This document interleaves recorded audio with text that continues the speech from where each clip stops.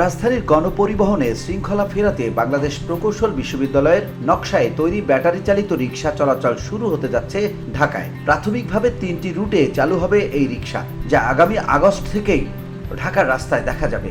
শনিবার ঢাকা উত্তর সিটি কর্পোরেশনের নগর ভবনে আয়োজিত এক অনুষ্ঠানে এমনটি জানিয়েছেন স্থানীয় সরকার উপদেষ্টা আসিফ মাহমুদ সজীব ভুঁইয়া। ডিএনসিসির উদ্যোগে আয়োজিত এই অনুষ্ঠানে নতুন রিকশার চালকদের জন্য একটি প্রশিক্ষণ কর্মসূচির উদ্বোধন করা হয়, যেখানে জানানো হয় রাজধানীর গণপরিবহনের শৃঙ্খলা ফেরাতে পরীক্ষামূলকভাবে পল্টন, ধানমন্ডি ও উত্তরা এলাকায় বুয়েটের নকশায় তৈরি ব্যাটারি চালিত রিকশা চলাচল শুরু হতে যাচ্ছে।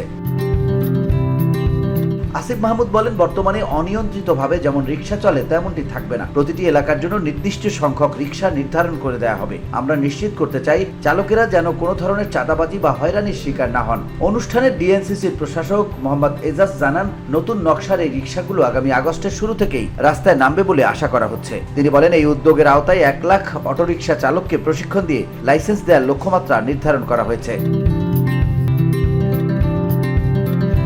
VOD Bangla news desk.